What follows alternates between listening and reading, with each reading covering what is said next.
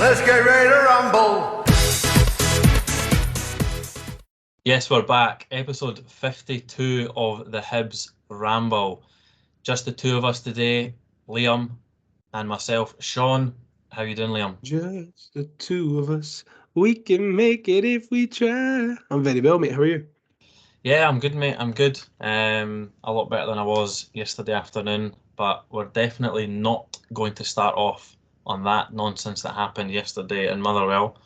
We're going to take everyone back a few more days to what seemed like a long, long time ago, and we're going to quickly touch on what was a fantastic performance on Thursday night. Very briefly, Liam, what did you make of the game? I thought it was a superb game of football to watch, first and foremost. I think if I was a neutral watching it, I would have been pretty happy. I would have been entertained, which isn't always the best thing when you've got a side watching the game. But you know, it was a very, very good game of football between two what looked like at the time very good footballing sides. I thought Luzern were they came and they implemented their game plan well, and I think we did exactly the same. And thankfully, in the end, we managed to get out on top.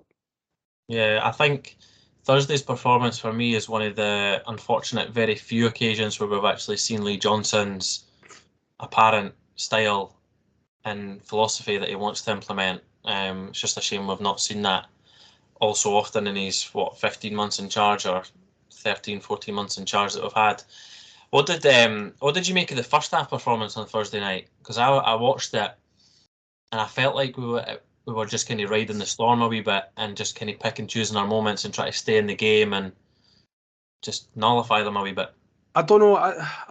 I've seen a lot of people kind of going with that sort of narrative, but I never really at any point thought that they were a team that could, you know, Was a threat. split us open at ease. There was a couple of times that they turned it on, more notably at the end of the first half when they had that kind of passing triangle and eventually got the chance out. But I think we're maybe just kind of casing them a wee bit first half, trying to find out what they were all about, how they were going to approach the game. And you know, we had a couple of opportunities up there, and not loads, but you know, we had a couple of sighters. You know, I didn't think there was a feeling at half time that we were like, oh, this is going to be an uphill battle again second half. I thought I'd actually said to my old man who was at the game with, I went, you know, this is a team that we really, really could beat here. Like, it's not out with the realms of possibility that we could beat this team. You know, most of the time when you come up in these kind of later qualifying rounds, you're coming up against teams that maybe you've never heard of before, but they are half decent. And you know, I think everyone was kind of expecting a doing, but you know, thankfully we've managed to score 3 goals and come out with the 3 points. What what do you think was more important? Joe Neal's block at the end of the first half, or Obita's third goal to kind of give us that 2-0 push in? Obita's third goal. I think so. Yeah, the block is great. I think the block, if that went in, it would have been very difficult for us to get back into it because it was right at the end of the first half. It's a horrible time to concede. Yeah.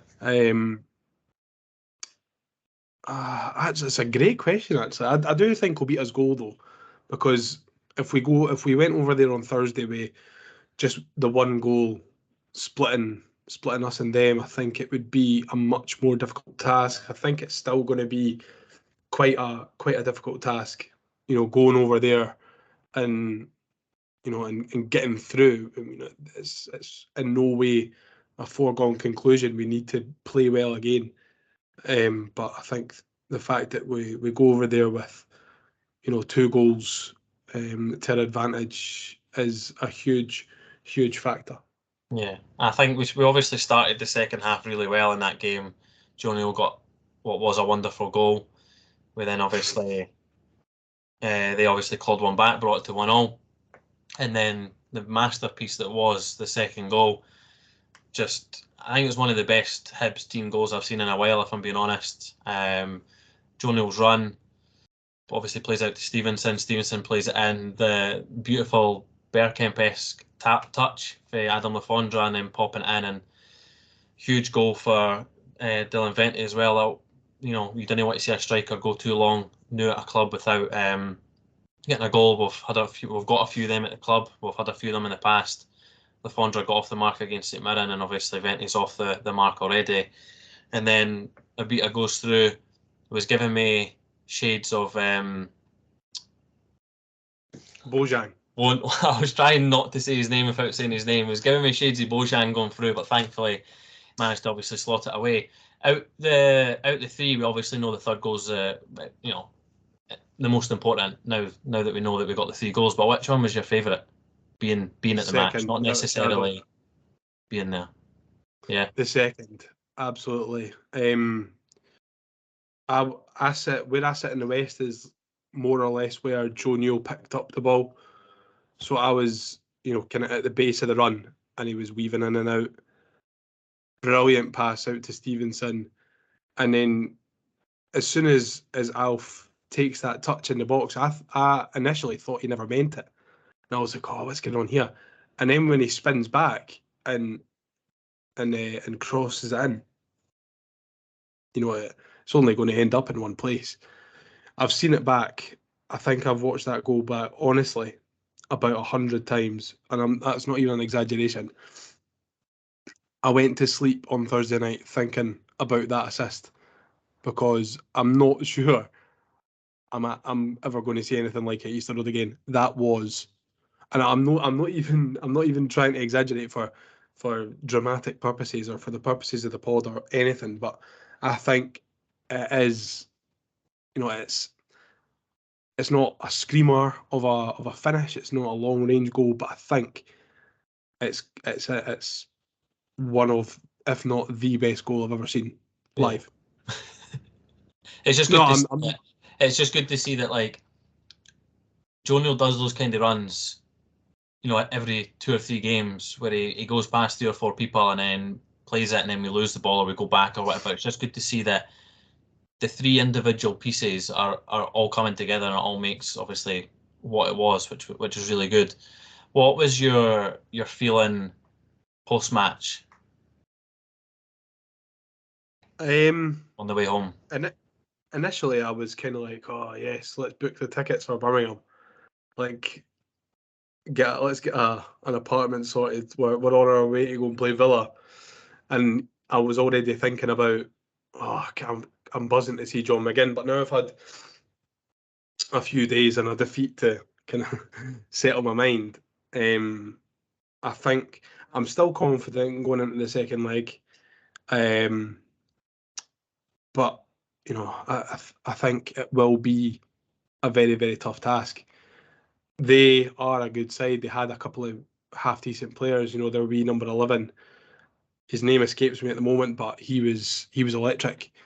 Before he came off, I think there was a couple of times he got in behind of Lewis Miller. I thought Lewis Miller did very well up against him, but there was a couple of times where he got by him and they had a chance. But there's no way that we can go over there with any complacency, because if we do show complacency, I think we'll probably get punished. Yeah, no, I completely agree. And in typical Hibs fashion, we went from the highest of highs to the lowest of lows after yesterday. What was your thoughts initially on the team selection? I know in hindsight now that we go beat, you can question the team selection, you can question the subs, but on first viewing, obviously Boyle and Lafondra benched, Yuan out altogether. Abita, Doidge and Diego come in. Yeah, because Diego didn't start on the Thursday. Doyle, Hayes and Campbell not even to be seen on the bench at all. On the BBC radio pre-match, there was no mention of Yuan in Johnson's pre-match comments. He only referred to Campbell actually having an issue or being out. There was no mention of Doyle, Hayes having picked up anything, and I know the talk is that Yuan's maybe picked up a slight back issue but again, nothing really confirmed for the club. So going into the Motherwell match, how did you think we were going to fare with the team selection and the bench that we had? I thought it was odd that Ewan and Campbell were out of the squad completely. And I understand that he needed to rotate the squad. I think he said in his pre-match that he'd learned his lessons from playing the same 11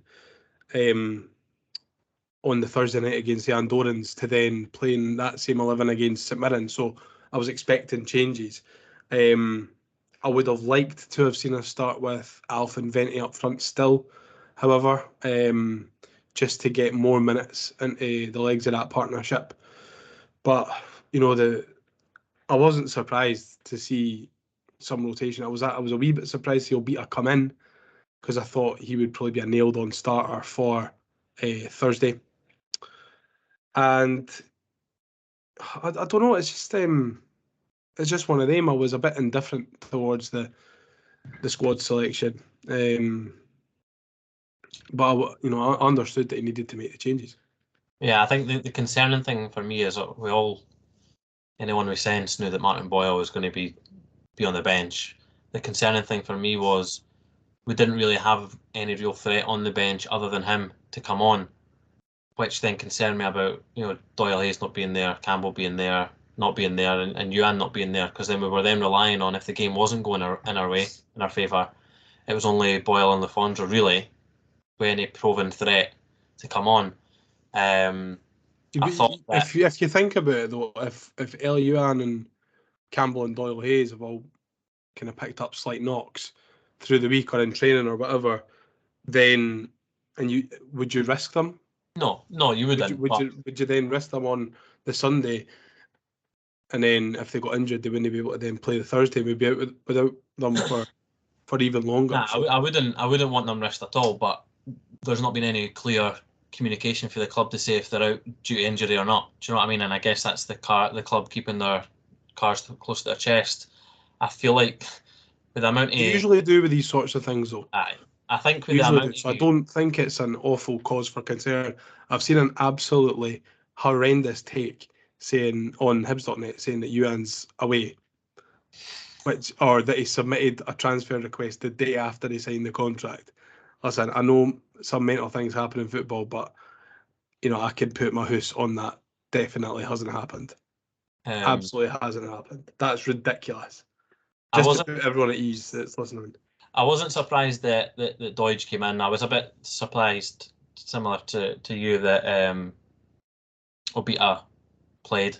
I kind of thought, considering all the talk online with Johnson and the nonsense that he comes out in his interviews and the Twitter account that's been running, that's Johnson quality, by the way. That is quality. Johnson kind of seems like the type of guy that would look at Motherwell away and think, oh, Melkerson done it once upon a time. Maybe he'll just do it again here. He seems like that type of manager. So I actually thought we were going to get a front two in Melkerson and Doidge, and we were going to rest Venti because of obviously how well Venti played during the week. I know obviously Melkerson's now pretty much away on loan, but it wouldn't have surprised me if we'd went with that kind of a side. And do you know what? Looking at that starting 11, it's still a starting 11 that should be beating a Motherwell, regardless of the fact that we played on the Thursday. 1,000,000%. That's the frustrating thing, Sean, is that there's enough quality in there. You look at how much money we've actually spent this season, and in that starting 11, there was at least 700,000 for Venti, if the reports are to be believed, and that signing alone was probably we probably paid more for Venti than Motherwell have paid for all of their signings combined. With all due respect to Motherwell, they just don't have the same budget as Hibs. Yeah, and the fact that we're then going there and we're putting out a rotated 11, but it's a rotated 11 that is good enough to compete in the Scottish Premiership. So, and I know that football's not played on paper; it's played on grass. We had the better team on paper, but again, for the second league game in a row, we didn't want it as much as the opposition. We were read too easily by the opposition, and it's just. Well, I can't actually say that we were read too easily by the opposition, but from what I've seen, because I the thing is though, you make a great point by saying that, but I wouldn't. I've seen lots of people say, the whole Thursday, Sunday, and we're not up to it. And yeah, we might not have a strong enough squad to compete, or we definitely don't have a strong enough squad to compete consistently. But we were too easily beat last season. We were too easy to read last season. So the defeat to St Mirren Yeah. last week and the defeat to Motherwell yesterday is nothing new in regards to how we performed. We saw those lively performances far too often last season. The only difference is this season we're using Europe as an excuse rather than the fact that the players aren't up to it, or they're not fit enough, or they're not wanting it enough. Yeah, well, Paul Hanlon said in his post-match that the 2 games a week it's not affecting them. Yeah. But Whereas then Johnson Lee comes out Johnson and says that earlier said it he is did. affecting. I know. So, who are we to believe here? It's all well and good going, oh, but there's loads of teams who play 2 games a week. Hibs traditionally don't.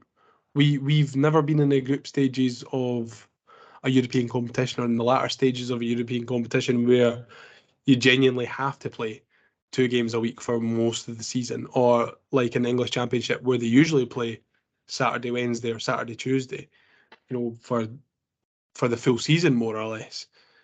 We've never been in that position, so it's an easy excuse to go to.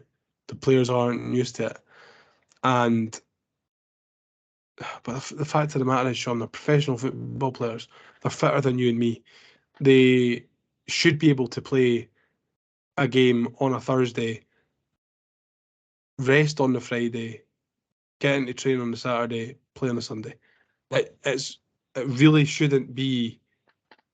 It shouldn't be an excuse. Let's not forget that we've done a lot, or what potentially could be all our summer transfer business done early doors. We've got everyone in the door relatively early, and yet we're still using the quality of squad as an excuse, or we're using the lively fitness or the cohesion between them as an excuse. And it just doesn't sit with me, if I'm being honest, considering, if we didn't have the bodies in, we would then be using Well, that as an excuse. We've got the bodies in, so do you know what I mean? Let's I was just make talking sure to that the Craig squad's about up to this scratch. yesterday, right? I was talking to Craig about this yesterday because I said, listen, we're only 2 games in and we've had 9 signings. We need to, kind of give them a bit of time for them to gel. And he went, aye, but Liam, 2 of the 9 signings were here last season. 2 of the 9 signings are goalies. So that's 4.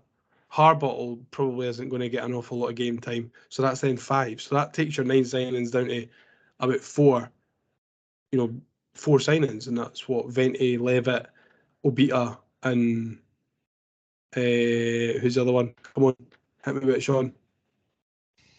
I can't remember. Vente, Levitt, Obita, and Nah, I can't remember either.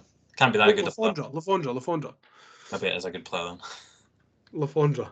So it's a difficult one. I think whatever you say, there's going to be a counter argument. The fact of the matter is, we're not playing well enough, and with the squad that we've got, we need to be playing better. Yeah. And that is just the bottom line. Like, there's not a world where we should be getting back-to-back defeats against St Mirren and Motherwell. With all due respect, I thought St Mirren played excellently last Sunday. From what I've heard, Motherwell played really, really well yesterday. But we shouldn't be second best against these teams. We should be fighting. We should be wanting it. And it just sounds like at the moment we aren't. I know it's what frustrated me. We'll come obviously onto the game in more detail now, but what frustrated me about the team selection and the shape was having a player like Jago in front of what is already a back three anyway. I feel like it defeats purpose. However, it allowed Levitt to play a little bit higher up, and had that freedom to try and press higher, which I thought he'd done relatively well in the first half. He done it and created a chance for himself, albeit no one really had pass marks in the first half either. The game kind of just passed everyone by. We couldn't really get it into control. And what, like every other week, frustrated me about Lee Johnson's post-match interview is he mentioned that we didn't feed the strikers or the attacking players enough, hence the changes at half-time. So if you were to then not look at the changes that he made, you would then suspect that he's taken off a defender or a holding midfielder or whatever to try and get more attacking threat on the park. When in reality, he takes off Venti, who is an attacker, and Levitt, who was playing further forward, and then brought on Boyle and Lafondra. So his post-match comments in that aspect of it didn't add up. Now, in the 35 years that Lewis Stevenson has been playing week in, week out for Hibs, I could probably count on one hand the amount of times someone's been able to bully him and get in behind. I'm not sure if you've seen the goals back, but I've seen the goals. I've seen the goals now. The first one, he tries to be fair to Lewis, he tries to be he tries to be smart, get in front of the boy, give him a wee nudge, and then tries to kick the ball away. But boy gets in, bullies him, ragdolls him to the ground, plays it in. Very unfortunate, very rare for Lewis Stevenson, and unfortunate. These mistakes are kind of creeping in a little bit more, which is natural when you're asking someone of his age and ability to play week in, week out, or twice a week in this instance. What frustrated me is that, and I know we big Jeggle up quite a lot, and rightly so when he plays well, and then we're very quick to criticise him when he doesn't play well. But for me, he was another passenger on Sunday, and the first goal just epitomised that. No communication between him and Will Fish, who again, Will Fish not played a single good game since he came back to the club. He seems a bit all over the place as well, I think, in my opinion. You don't think he played well on Thursday? Nah, not overly. I don't think he was overly tested. Down that side, it was more Hanlon's side, and down our left side that we feel we were tested. Hanlon was great on Thursday as well. Hanlon was great. Jeggo and Fish just don't communicate at all. Jeggo points, but again, there's no shout, and just lets the runner run by, and then obviously we're 1-0 down. I don't know what your take on the disastrous defending there was. Yeah, it's a very, very poor goal to give away. I watched it earlier on, and I was surprised to see, the state of Lewis Stevenson on that left-hand side.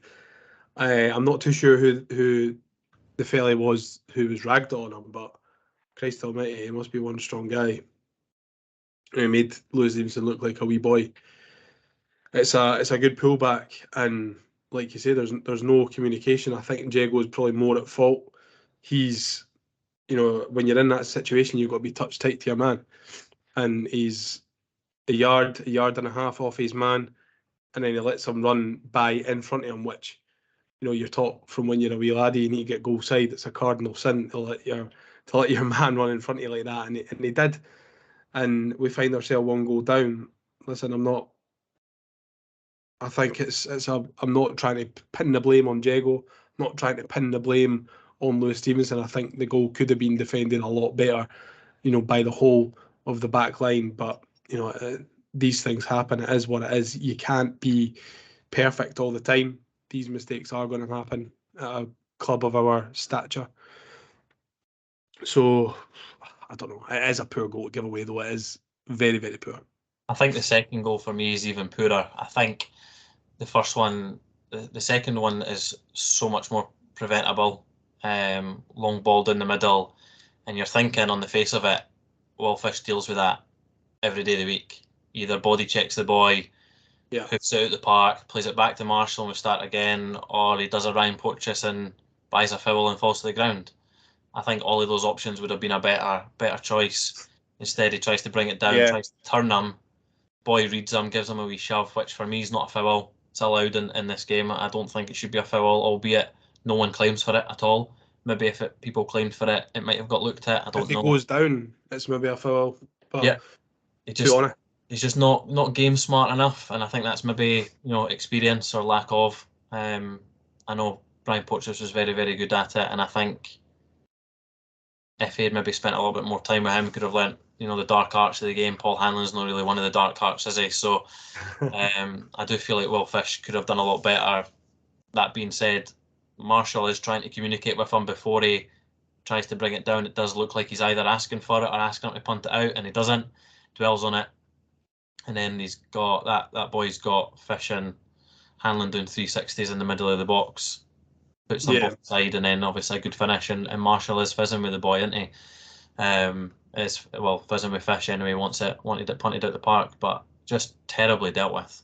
Well, it was 3 chances that Will Fish had to win the ball back. I think 2 good chances for him to lump it. I think when it first comes over, the boy's obviously giving him a little bit. So I'm not too sure why Fish isn't giving him a bit back. Even if he gives away a foul in that area of the park, I think Hanlon's back far enough that he wouldn't be last man. And it's not in too dangerous a position to give away a free kick. The first attempt of trying to get it down under control's poor. If it was me, that ball would have been over the main stand, smashing a car window on the main road. Then, obviously the boy gets past him, he gets back and misses the first tackle, which I think he could have just flung his leg at it and it could have went. Then the boy goes again and gets past Fish once more. And I think then Fish has still got a really good chance to stick a foot in and get the ball back. Maybe not to clear it, but to stick a foot in, maybe put the boy off. And, when we're given attackers two opportunities, like to get themselves open for a shot in the box, we're shooting ourselves in the foot. We've only got ourselves to blame. It's a spectacular finish, though. It's a great finish to then cut it back down to Marshall's right, and Marshall can't really do anything about that. That's I said for the last goal, I don't really want to blame it particularly on one player, but you can't really see past Will Fish for that one. No. I'm afraid it's doesn't look great. It's a poor first half as well. Will Fish, he seemed to be getting bullied quite a bit, and it's very uncharacteristic of him considering the second half to last season. And it's not as if you alluded to earlier on, it's not as if he's playing with new players next to him. He would have trained week in, week out with Lewis Miller, Lewis Stevenson, played with Paul Hanlon, and that's what made him so strong. So to see him contribute to, one of the goals against St Mirren, which obviously prior to us losing the penalty, he was involved in that. Some will say he was at fault for the one on Thursday, which I don't agree with because he was in a zonal area. For me, it was whoever it was that fell in the box. I think it was Lewis Miller and Joe Neal collided together.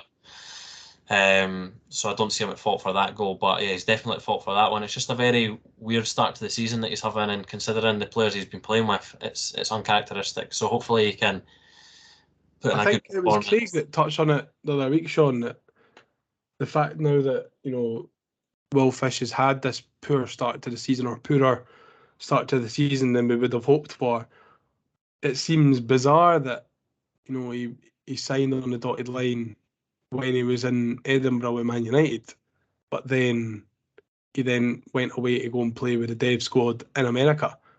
Would it not have made more sense to get him in? And if it is teething problems with the new players or whatever it is, I think either way, if you were a returning loan or a new player coming in, the more time that you've got to get yourself prepared for the team that you're going to be playing in, the better. And surely Man United must have thought that as well. Like, it's why take them all the way to the States to play in a friendly against fucking Wrexham? Like, why? Especially when they'd already signed for Hibs. Were they maybe trying to get a last minute offer in from somebody else watching the game? Fuck knows, man. Yeah, no, I don't know. And do you know what? I don't think we obviously touched on the changes that we made at half-time. And then obviously Henderson comes on, Melkerson comes on. I don't think there was any changes that could have happened at any point in that game that would have swung the momentum in our way. But it was one of those games that, like I said earlier on, we've seen it far too often last season. We didn't seem to play what is the apparent Lee Johnson way, trying to win the ball back high and early, fast attacking football, not really too caring about possession, wanting to get forward. It wasn't Hibs. It wasn't what we would expect to see. What needs to improve for you coming into what is another big game? Because for me, I don't listen. I love Lewis Stevenson as much as an ex-Hibs fan, and I'm not trying to single him out here. I'm just thinking that against St Mirren, we ended up going with like a 3-4-3, 3-5-2, and then during the week on Thursday, we went for the same similar kind of shape at one point as well, and then we played the same shape the whole time at the weekend, and it seems like we were doing that to accommodate Jordan Obita down the left side and Lewis Stevenson on the inside. And I don't think we need a back five against the likes of St Mirren or not Luzern, St Mirren or Motherwell. I think we do need it against the Luzern, but does he just not trust Obita at left back defensively?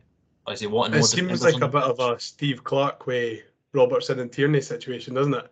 Well, they're just We've as good got as each other, so. Yeah, we've got those left backs. We need to try and shoehorn them into the same team. I don't know.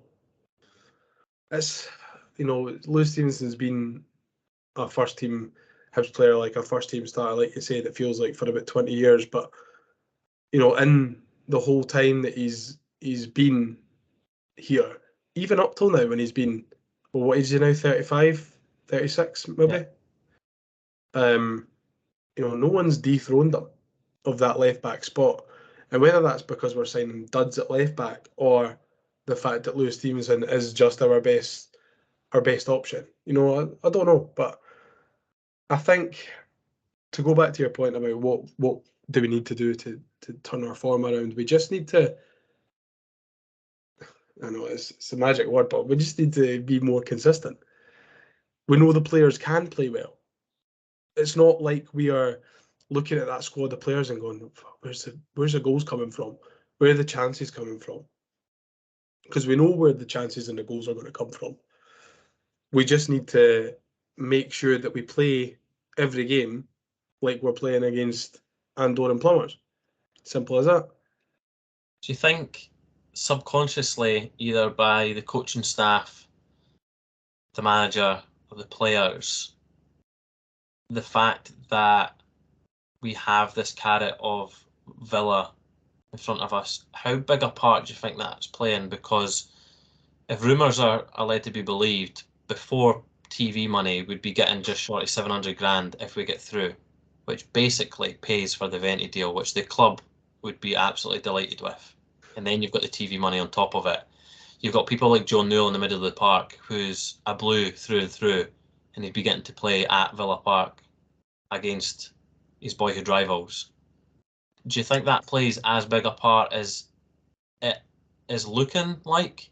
I Or do you think think if or you do you think ask, it is genuine, just like tiredness and wrong team selection and a mixture of poor selection?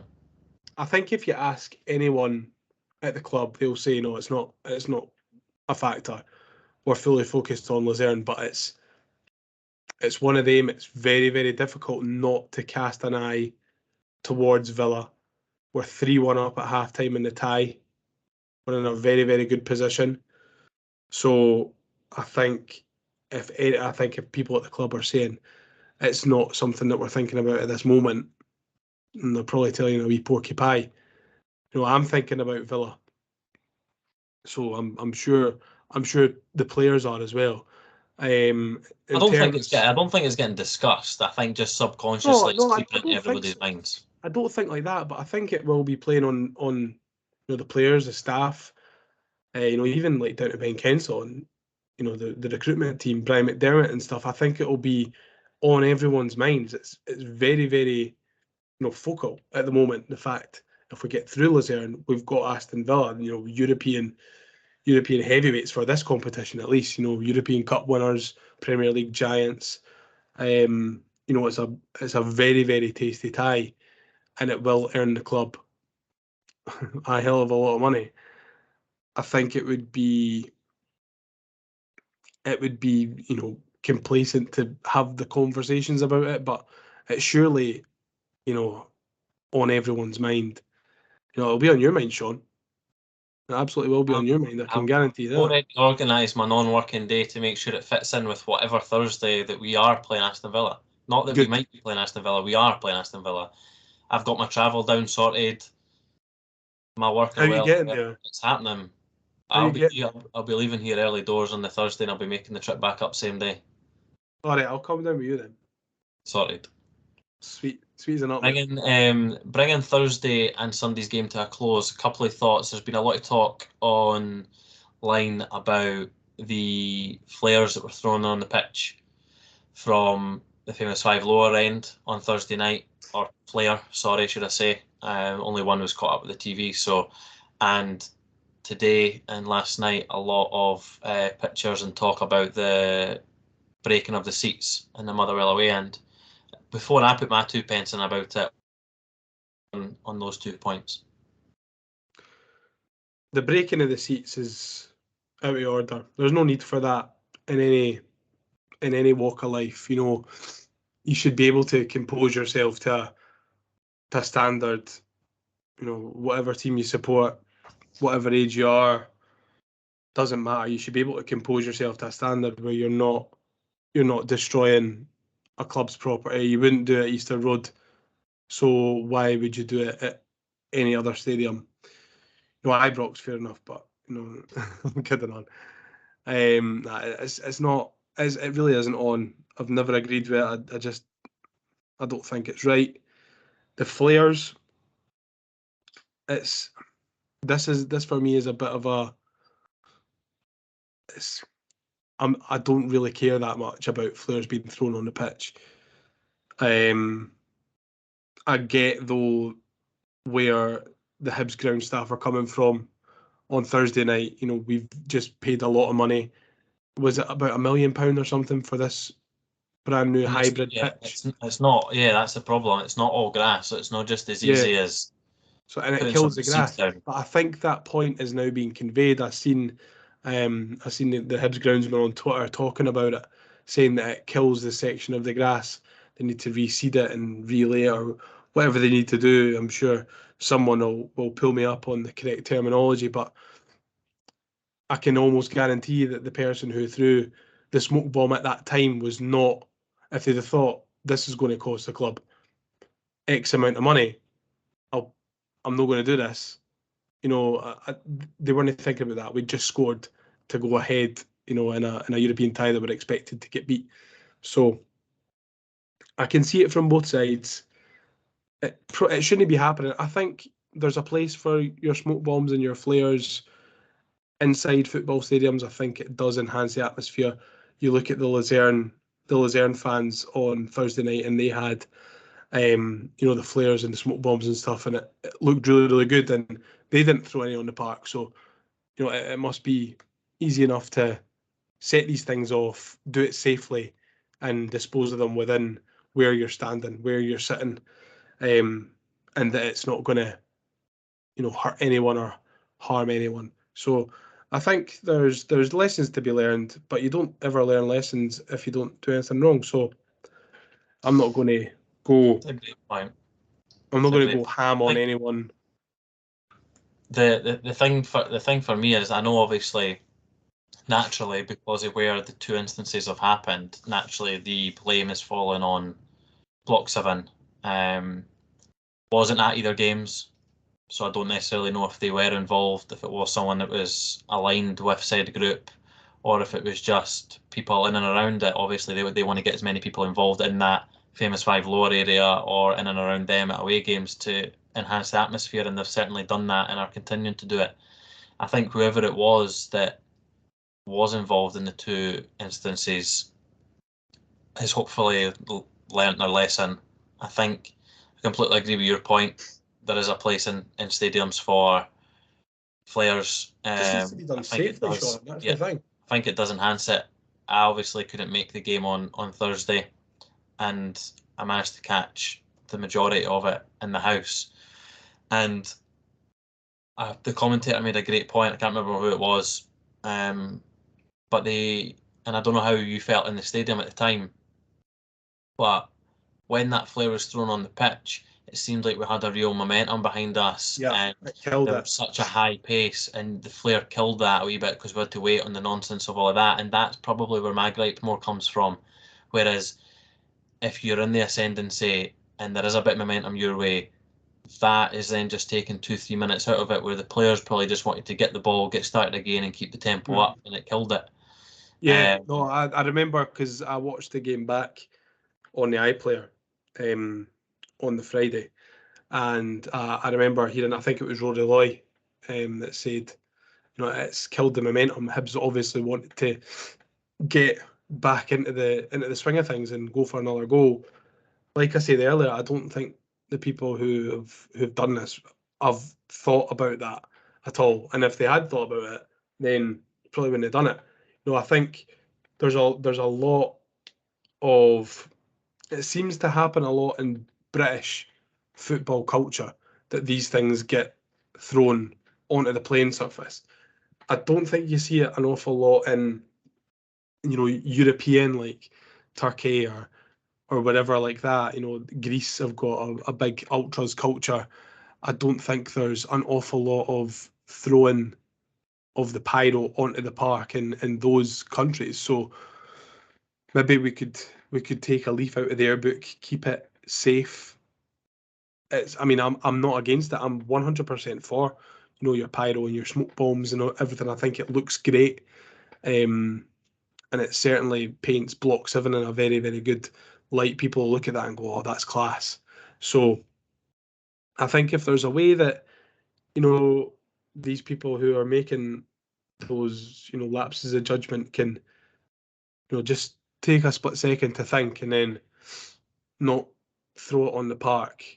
It'll be That's frustrating. literally all we're saying though, is don't throw it on the park.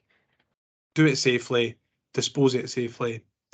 We're probably sounding like a pair of grumpy old bastards here, but it's the It'll be frustrating for the Block 7 boys though, because if it's not someone, then I don't think it is, based on where it's either been thrown from or where the chairs have been broken. It seems to be those in and around that area. I think it's only going to paint a negative picture for them, unfortunately. Yeah. It's going to harm the good work that they are continually doing, and the club are slowly getting closer and closer with them, and you don't want any reason for that to go backwards, and then they've got to try and repair the damage.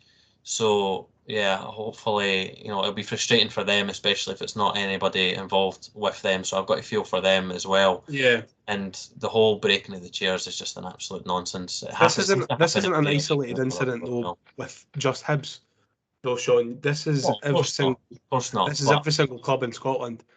More namely, I think Hibs, Hearts, Aberdeen, Celtic and Rangers probably get a worse name for it because, whenever the bigger teams do it, it gets more documented. But, there's every single team in the country has broken a chair or has thrown a pyro on the park at some point or another. So, this is in no way me slamming Hibs or Hibs fans or Block 7 at all. This is just the culture that we've got in this country and probably the whole of Britain. Keep the pyro in the stands, keep it safe, and let the game go and make it look good in the stands. Doesn't need to be on the pitch. No, I think people just forget that we get charged as a club for the repairs. Do you know what I mean? They don't think about that at the time. No, they don't think about that at the time. I would say what it's like, but you don't really. When you're at a game and you're boozed up and you're like, "Oh, come on!" Da, da, da. So listen, it's mistakes. Some effort to break a chair, I know. You what? It's some effort to break a chair. I've seen it happen at Motherwell. I don't know. The ones at Motherwell are maybe Kyle McGuinness's knees. They're brittle as anything, man. When they break if Craig Leach sat on them. That's enough to move on. One of the few good things from yesterday is we have our second pie review of the season. Which pie is the best in the pie review? Which pie is the best in the pie review? Liam, would you like to hit us with the second pie review of the season from Mark himself? This is on behalf of Mark Duncan. So we're kind of taking a little bit of a different route for the pie review this season. Last season, we were steak pies and steak pies only. This season, we have gone for kind of get anything you want on the menu. And the more kind of obscure it is, the better for the score. So we have added we've added a category. So last season we had temperature, fill-in, crust, and the price. This year we have got a fifth category, which is uniqueness, which brings the pie's total scores instead of to 20 to 25. So Motherwell yesterday, Mark had a chicken curry pie. His tasting notes were as follows. Was on the cold side, which also meant it was dry. Barely any chicken and essentially a thin layer of filling inside. £3.50, which is pretty average. Crust was quite nice and crunchy, but that was its only saving grace. Absolute bang average pie, and simply no excuse given. I was at the ground fairly early. I take back my point that I said earlier on about the only good thing about the game. That seems like to be even worse than the performance on the pitch. That's so funny. And What's the scores on the doors? His breakdown of categories, and it goes temperature 2, filling 2, uniqueness 2, crust 4, price 3. So that is 6, 10, 13 out of 25, which is, that's pretty poor. That's pretty poor. Considering uniqueness was a 2, right? Well, So chicken curry pie, you get them at more or less every ground.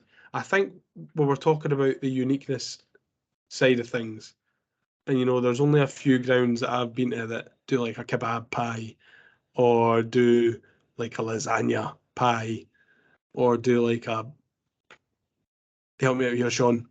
And those clubs will get fairly rewarded for their uniqueness and their marks. That's the thing. That's the thing that's going to bump up. It's going to bump Correct. Right up these scores. So that gives Motherwell an all right 13 out of 25. So thank you, Motherwell, for being the first Cinch Piemiership review of the season. Moving on to what we are both hoping will be a very, very successful Thursday night. And we're going to quickly preview the Luzern second leg. We're going to keep it nice and short and sharp, considering everything that we've already discussed, and we've already touched on the game in detail to an extent so far. What changes do you expect to see going into Thursday? So do you think we're going to see like a 4-3-3, a 3-4-3, a 3-5-2, or could we literally see a 5-4-1 or a 5-6? Not 5-6. 5-5. No playing a goalie, just play 5 David defenders and 6 goalie, midfielders. so say what you want about that. I don't know. It all depends who's available. If Yuan and Campbell are back fit again, we might see Yuan starting ahead of Obita. I think it would be daft of us to go there and from minute 1 try and defend the lead. I think that would be a poor decision, because then we're just inviting pressure for 90 minutes. And then we'll change up our approach and try and bomb. Exactly. Yeah. I think we need to go there and play how we did in the first leg. And if by halftime we're 2-0 down and it's 3-3 on aggregate, then we need to change approach. I think we need to go there, be like sharks, go around being aggressive and biting things, and and try and nick an early goal, ideally. But I think the best form of defence is attack. I'd like to see a similar performance to the first half of Thursday. Obviously, I'd like to see the second half performance as well, but chase them a wee bit. Yeah, I just want to try and keep them at arm's length. Deal with what comes into our box, defend our box well when needed, and choose our moments going forward. The attacking players that we have on the pitch will be vital. I wonder if maybe that's why Yuan was rested altogether, because of his pace. We might literally see a front two, Boyle and Yuan, and then everybody else going full old school Neil Lennon at Rugby Park with like 8 defenders on the pitch. So bring back Mikel Nelom. What a hair he had! What a set of hair he had! How do you think What a set of hair! What a set of hair! What a set of hair! Set of hair. What do you think we need to do to get a result? Do you think we need to be measured you think we do need to kind of go all out attack, like you said, or do you think it will I be a don't case think I of just would set up moments? going. I don't think I'd set up Sean going all out attack. I think you're probably right in what you're saying. We kind of need to case them out a wee bit like we did last Thursday. See how they're going to approach the game. I think that's how we did it though. I think we observed how they were approaching the game, and then we made changes based upon that to try and get behind them, and it completely worked. So I think we just need to do something similar. Most importantly, keep it tight. If we can nick an early goal, then brilliant. If we can't, then we just need to make sure that we are trying to we're dictating the game like we did second half. I feel like Luzern dictated a lot of that first half, but I think we let them. We weren't chasing the game or anything, I don't think. So if we have another first half performance like we did last Thursday in the first half this Thursday, then I'll be pretty happy, especially if we're going score another couple of goals. And we have a ramble first on Thursday night, don't we? There's a huge event happening on YouTube on Thursday night, not to be missed. Would you like to tell everyone a little bit more about it, Liam? Yes, we're doing a watch along live. So Craig and I will be here in Edinburgh on YouTube watching the game. And if you would like to watch the game as well and join in and talk to us through it, ask questions, chat about the game, ask what's for dinner, etc., etc., then you're more than welcome to join. We'll be hosting it live on YouTube. All the comments will be open. We'll be having a chat with you all. It's the first time that we've ever done anything like this, apart from like your Twitter spaces and stuff. So we're really looking forward to it. Mark is going to be in Switzerland, so we're hoping that at some point throughout the evening we will be able to hear from Mark, who has now been affectionately named our Switzerland correspondent. So yeah, we're really looking forward to it. It's all kicking off on our YouTube channel at 7:30 on Thursday for a 7:45 kickoff. So if you'd like to join, then just head over to our YouTube channel 7:30 on Thursday, or you can click the link that I'm going to put in the description wherever you're listening, and that'll take you to the video, and all you need to do is click notify me, and then you'll be notified by YouTube when we go live. Fantastic. Now, to bring us to almost close, we move on to everyone's favourite, the listener questions. Now it's time to answer the Hibs Ramble listener questions. You know how it is. Start nice and juicy. Hit me with it. The bottom line is, Sean, I don't know what I'm having for tea. Megan has just been shopping. I don't know what she's brought in. Did she go shopping on an empty stomach? I don't know if she did or not. Because doing a food shop on an empty stomach is possibly the best and worst thing. It's dangerous, isn't it? You could do, because it's terrible for the bank balance, but it's great for the belly. So you could be in for a treat. Well, I also need to go out to Sainsbury's because I need to get milk for Tommy, because she couldn't get that in Aldi's where we usually do the week shop. She couldn't get the one that he likes. So I need to go to Sainsbury's. So I will have a look through the bags, and if there's nothing that I like, then I will get something at Sainsbury's. I'm sorry, John. That's a pish answer. That's a pish answer, mate. But that's the truth. I could have made something up, but I'm not that guy. I'm not a liar.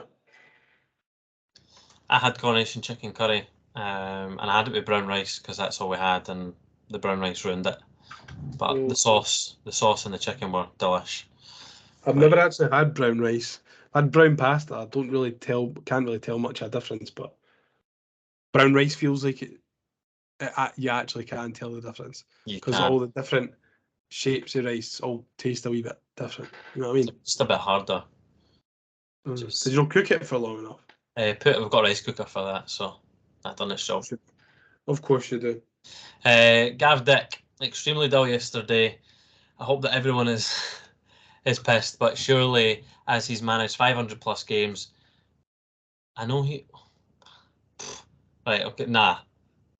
Now I know what you have to put up with. I know that everyone is pissed, but surely as he's managed 500 games, surely he can play a way of football which goes away from his own supposedly attacking style, which is unseen by all Hibs fans at the moment, to try and get us a result, or results, should I say.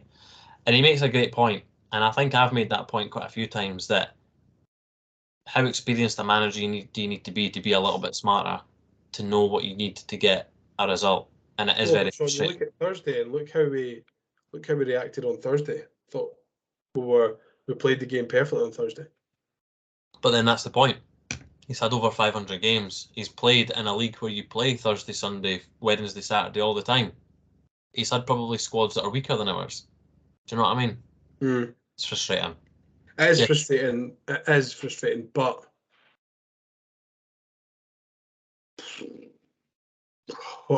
what are you actually going to do? Are you going to sack him? Nah. The board won't be doing that anytime soon, no.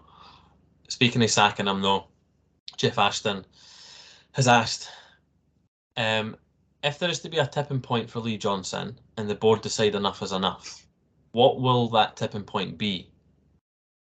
If we haven't already reached it, which I don't think we have, for me it would be defeat and elimination on Thursday and Wraith do us on Sunday.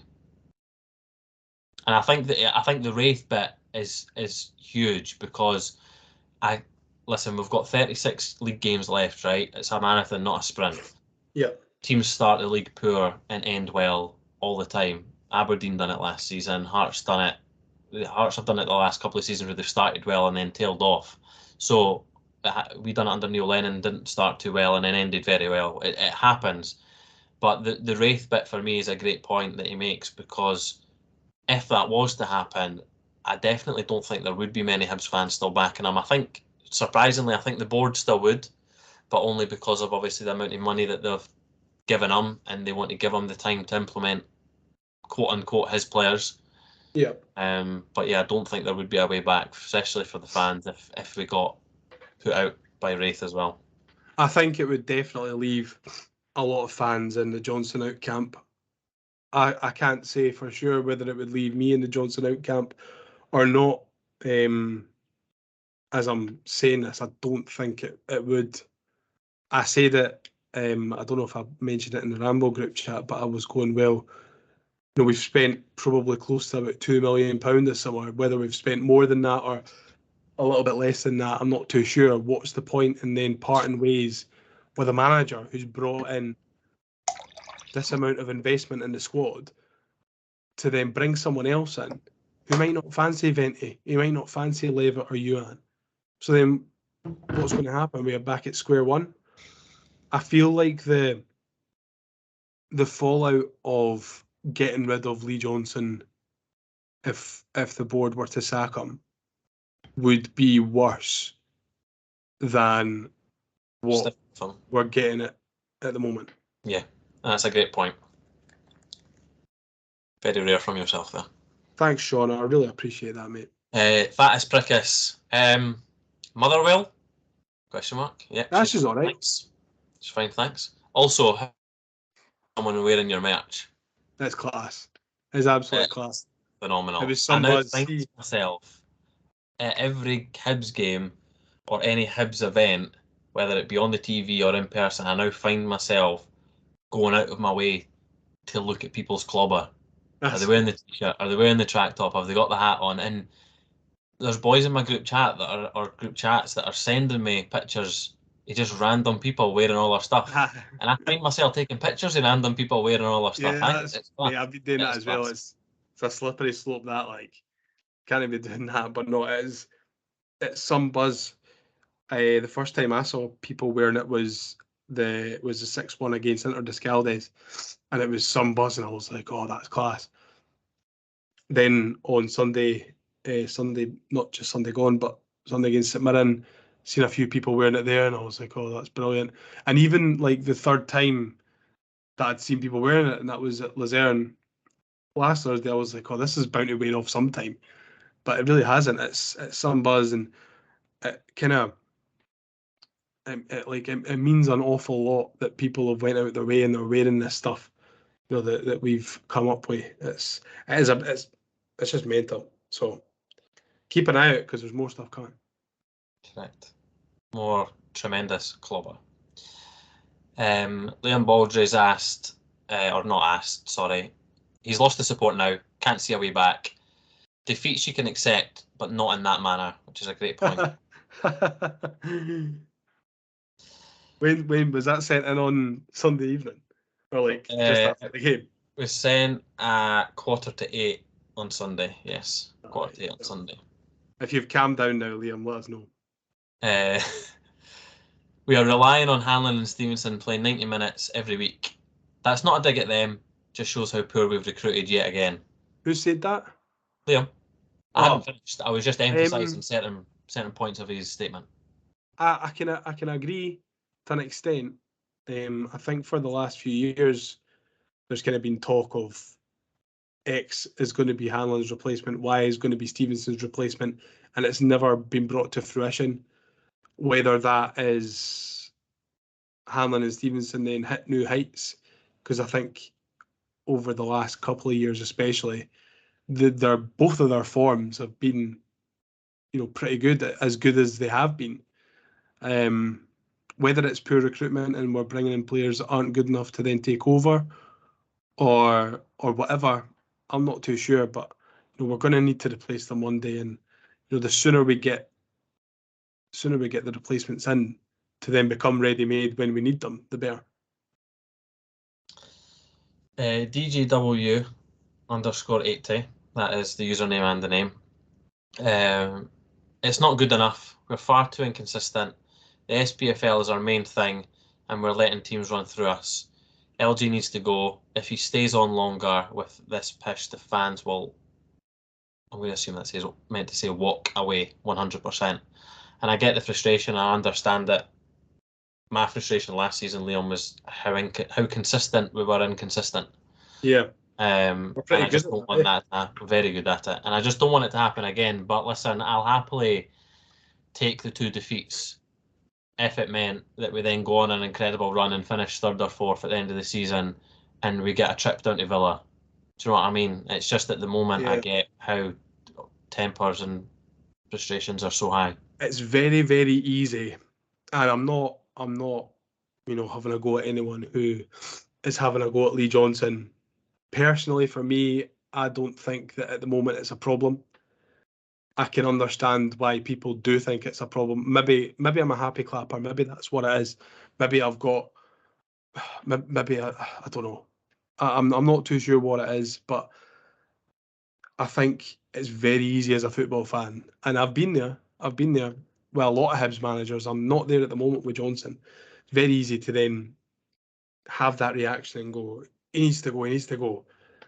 I think if we hadn't have had, Ross, Maloney and Heckingbottom all leave, pretty soon after they started, and every time a manager left, a new one came in, we didn't get any better, and then we sacked them.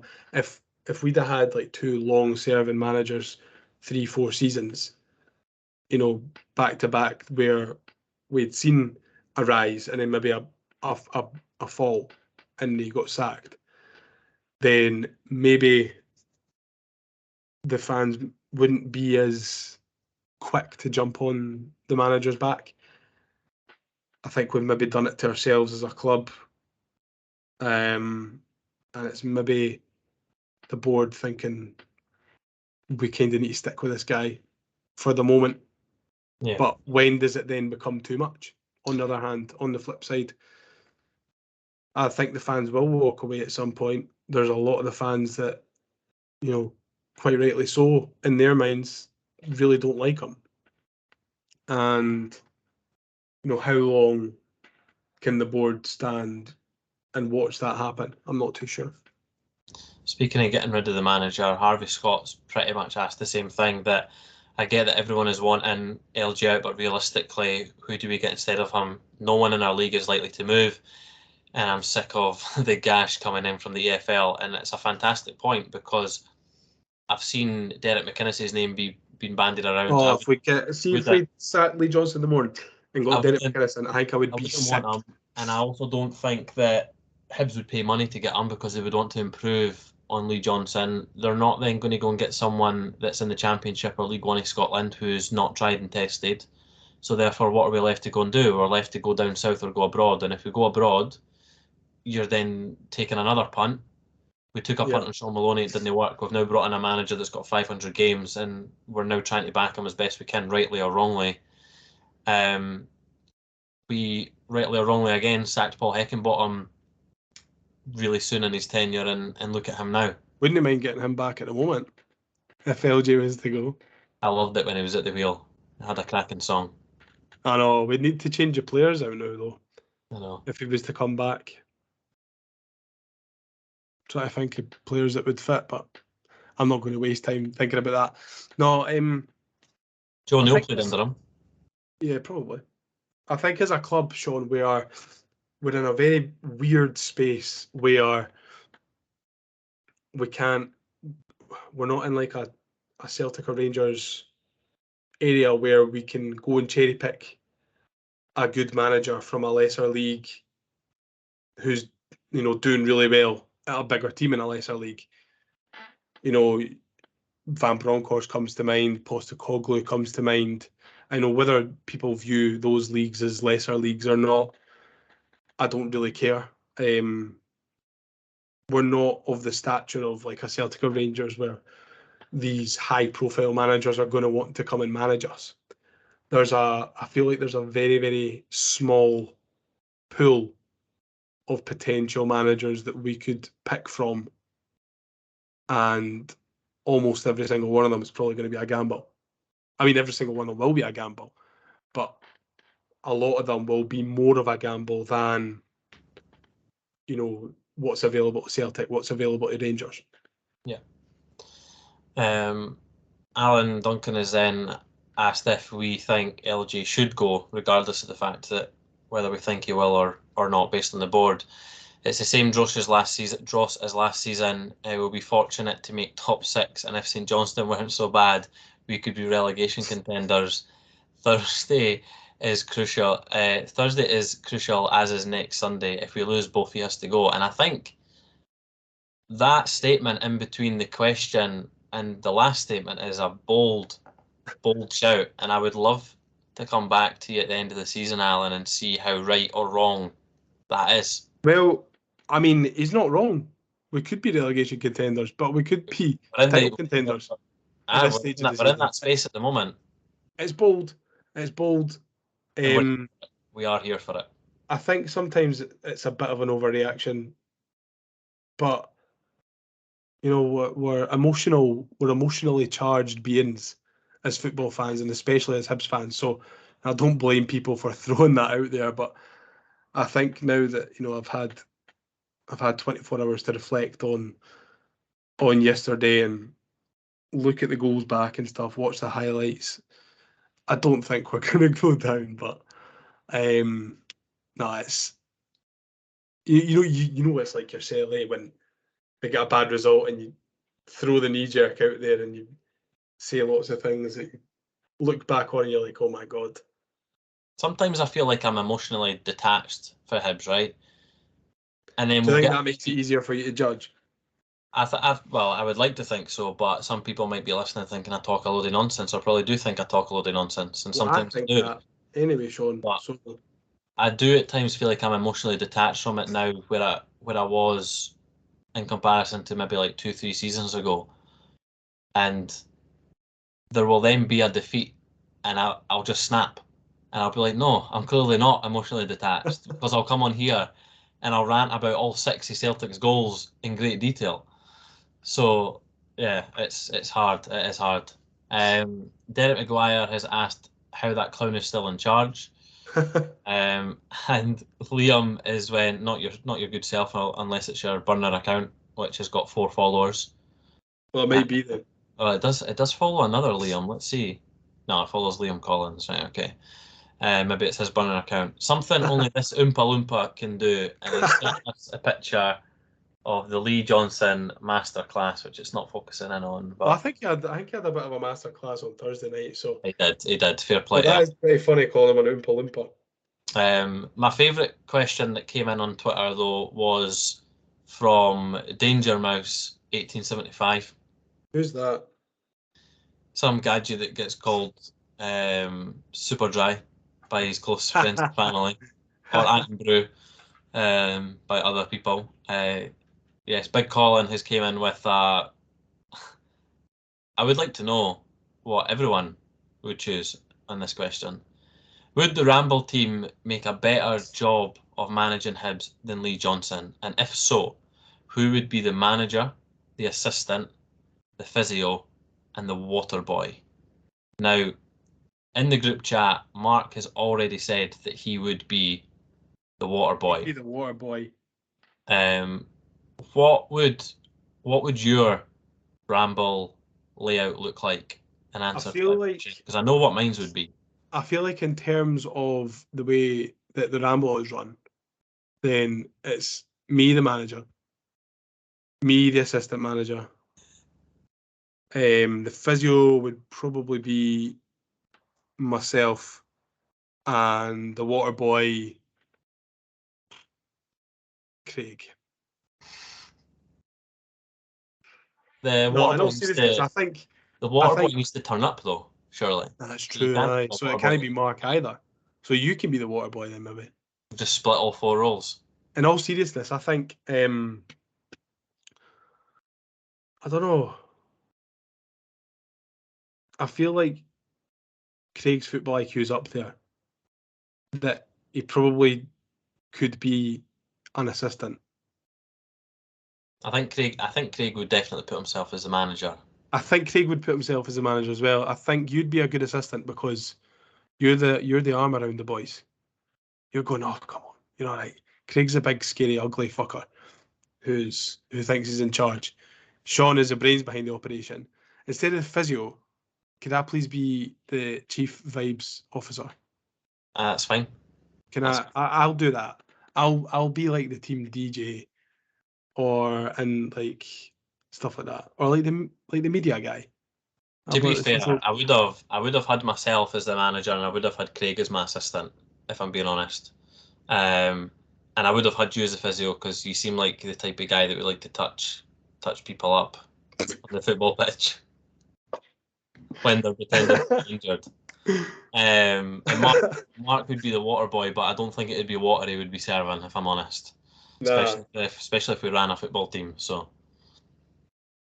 I think that's probably a good.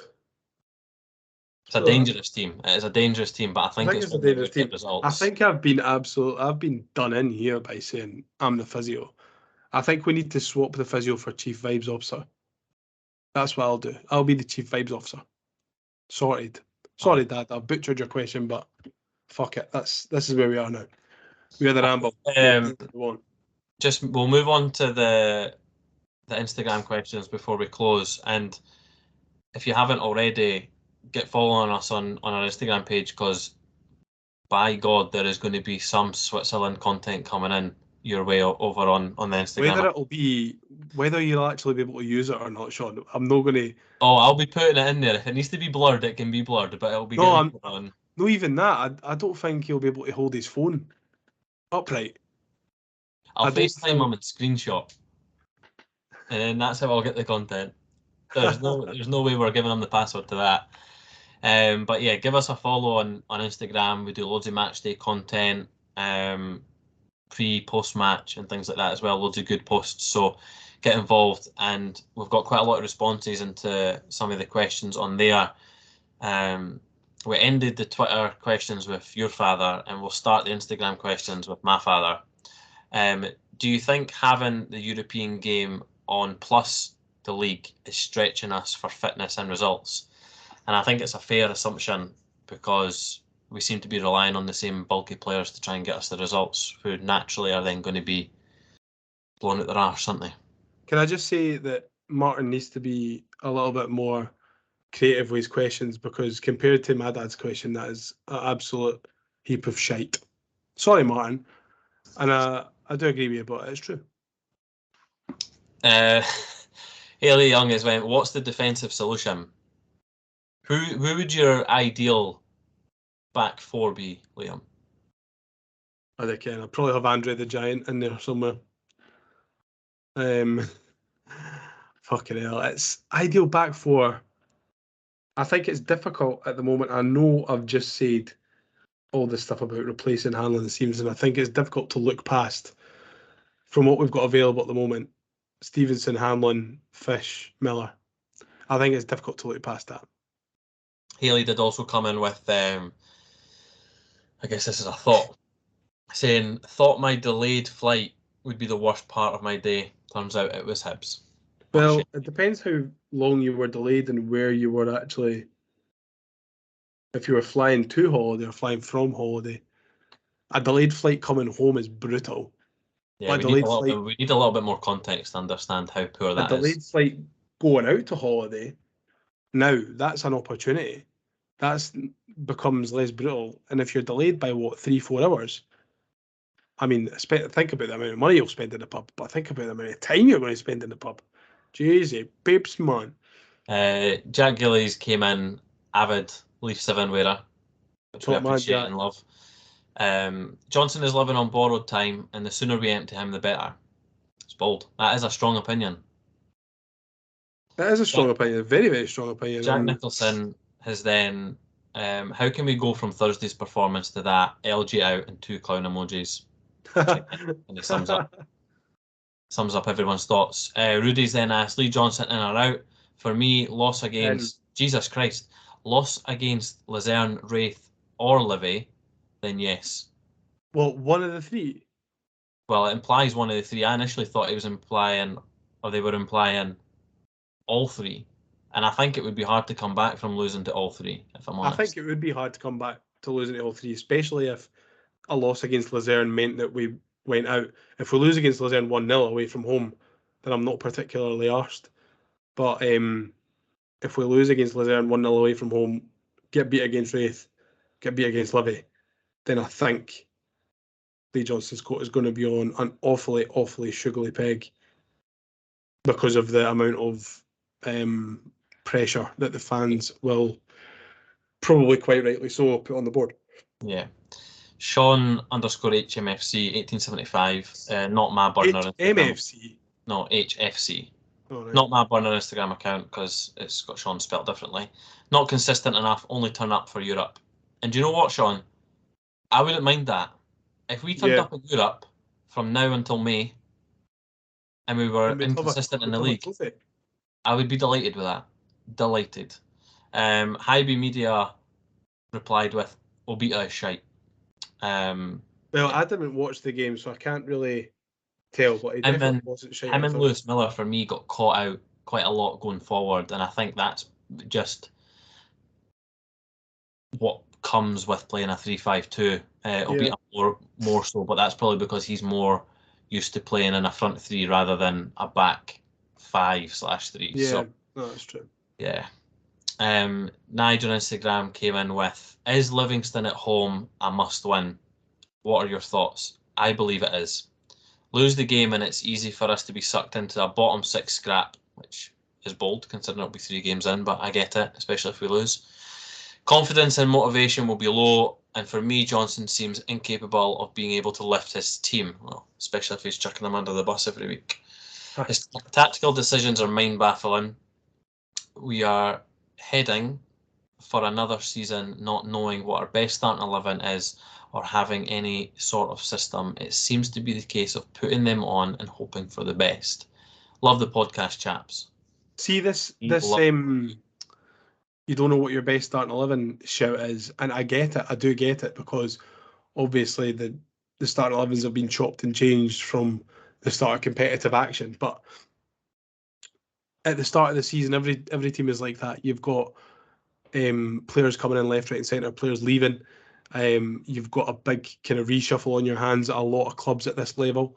So the fact that Lee Johnson isn't 100% on his best 11 at the moment, I don't think is, well, not for me anyway, it's not a massive worry. In terms of the Livy, is it a must win? I think instead of a must-win, it's a must-not-lose, depending on how the Luzern and Wraith Rovers games go.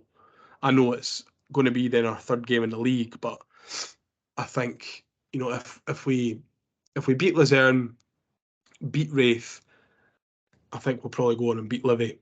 But if we get beat by Luzern and maybe just scrape through against Wraith, then I think there's a whole different pressure added to that game, and it's something that we'll talk about when the game comes round. Yeah, great point. Callum McDonald to finish us up on Instagram before we talk about another couple of important things before we wrap up. And as usual, 3 questions or 3 points he's made. Top man. And we're all here for it. Number 1, should we change the chairman as Lee Johnson is not putting in the results in the league, or keep him for Europe and beat Luzern next round? What did he say? Should we change the chairman? Mm-hmm. Go and repeat the question again. So I'm going to read it word for word, okay? Should we change the chairman as LG is not putting in the results in the league, or keep him for Europe and beat FC Luzern next round? Do you think he means should we change the manager? Well, I would hope not, because surely that would have been easier enough to ask rather than the chairman. No, sometimes I type things out that I really don't mean, like because I'm not paying too much attention. Oh, I do that all the time. Yes, maybe that's just like that. If he means should we change the manager, I don't think so. And if he means chairman? And if he means chairman, then you also don't think so. Probably not. Number 2, should Hibs buy a new winger so we can have competition with Ellie Yuan?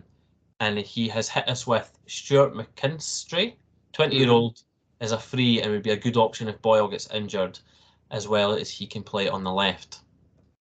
Yeah, McKinstry was good at Motherwell last season. They scored against us at Fir Park as well when we won. When Nisbet scored a hat-trick, was it 3-2, 3-1? Something like that. So, no, it was... I think we'd be daft, especially if there's half-decent wingers going, unattached without clubs. I think it would be silly of us not to take a punt on one of them. It seems a bit strange, though, still being unattached in the middle of August, though, eh? I thought he would have been a nap to go back to Motherwell, so... Who knows what's going on? There's a lot of players at the moment who are unattached, who, there's not really been much said about where they're going. Thinking Morelos, David De Gea. Take both of them. Great competition. I wouldn't mind having Morelos at Hibs.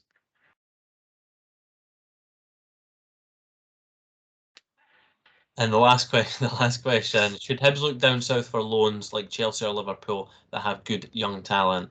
And I think, I was speaking to someone about this today, I think we're now going to see a lot of Scottish clubs explore the loan market. Now that the likes of us and Hearts have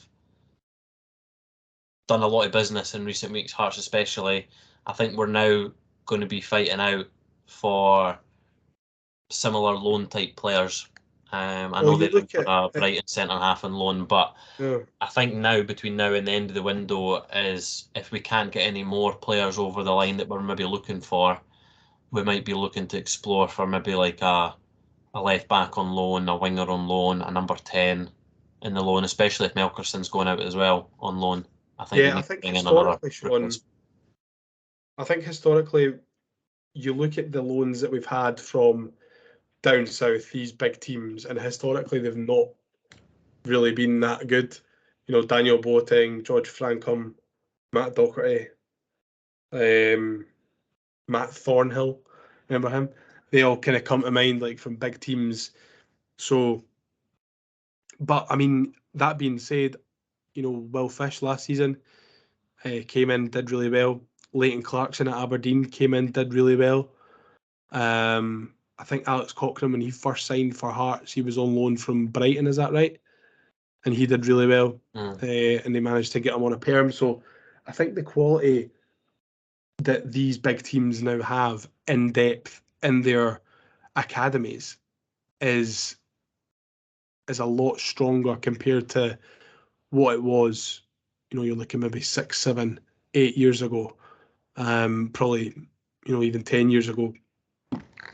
We're looking at players who are much more athletic, much more tactically aware, probably got a couple of first team appearances under their belts, maybe even been out on loan already. So I think it's definitely a market that we should be tapping into.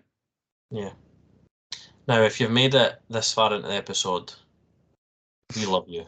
And well done, because this is a long one. Yeah, we appreciate you a lot. And if you appreciate us, which you clearly do if you've made it this far, Liam's got a couple of things to finish us off, and then that will be us. Until Yes, that will be us. we catch you on the YouTube live on Thursday night. Yeah. For those not in Switzerland. Absolutely. Right. So we gave you an update, Game Week 1 Fantasy Football League last week.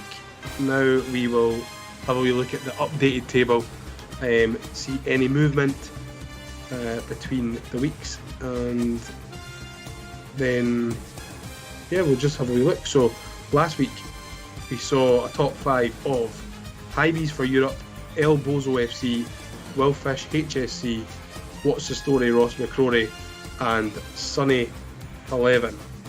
And this week we have a top 5 of Ay Caramba Umba Chumba FC with 75 points, a 27-point gain on that's impressive. On last week. So they must have maybe captained Captain Tavernier, Vice Captain Furuhashi. So that's where the points are coming from. McGinn and Tonic, Dan Taylor's team, have moved into second place. Sorry, I said that 75 points was the top. That's not right. They're on 130 points. McGinn and Tonic, Dan Taylor's on 129 points in second. Hibs for Europe has dropped down 2 places into third. He's on 124 points. Fourth is Ross. What's the Story? Ross McCrory. He drops down 2 places into fourth on 123 points. And rounding off the top 5 is Tim Odds 16, moving up 4 places, and that is him on 120 points. Biggest mover this week is, I think it is ahead of the Netto, moving up 36 places. That is incredible.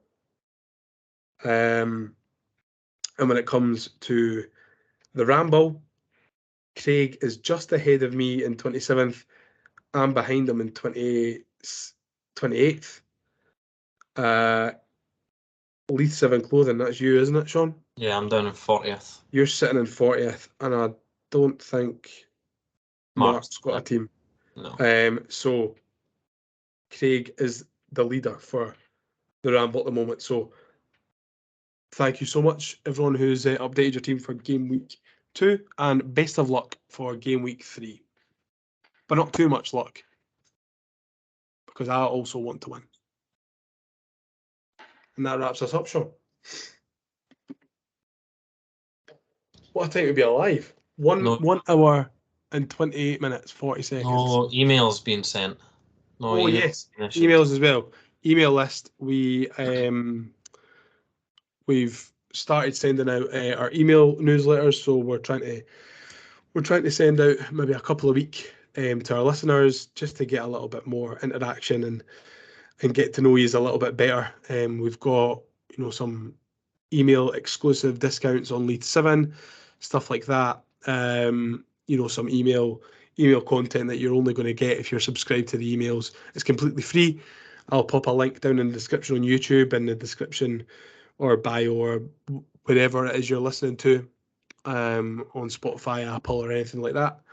You can also get it through our Twitter as well, and our link tree. So if you want to get a couple of emails a week from the Hibs Ramble, they're just nice and short, to the point. We're not trying to sell you anything or anything like that. just want to keep you as updated as to what we're doing as a podcast, and we want to kind of connect with you as well. So if you want to start receiving those emails, sign up, and simple as. And for those that got the first email that came out? For those that got the first email, there's eyed viewers would have noticed that there was a teaser in that email about our next League 7 drop, yeah. League 7 drop. So I can't remember the number of how many people got that email, but there was a fair few numbers that got and subscribed and signed up for the emails. So for those that got them, if you haven't already clicked on that link, have a wee look and get involved. There's a wee and teaser. You might know what's coming up. Big. Oh, we're not going to tell anyone else. So if you didn't sign up, you need to sign up. Yeah, if you didn't sign up and you'll be getting some, kind of exclusive content that we're not putting out on other socials and stuff. So we want to connect with you a little bit better. And that's the main reason that we're doing it. And that's me. That's my updates. Thanks for coming, Liam. Well, thanks so much for having me, Shaun. It's been an absolute pleasure talking to you for the last hour and a half. Thanks for making it this far. And if you're going to Switzerland, safe travels. This will definitely cover your whole flight, this whole episode. Yeah. The whole flight. Safe travels there and back. And if you see Mark, buy him a pint. And get the most unique thing on the menu and we will review it. Yeah, please. Send your pictures of Matchday Scran, and if you're wearing your League 7 over to Switzerland, if you're going, then make sure and send us some pictures of that as well, because we would love to see it. And enjoy your night, and we will see you next week. We will, and we'll see you on Thursday. So, cheery bye. Bye-bye. Take care. Cheers. Let's get ready to rumble.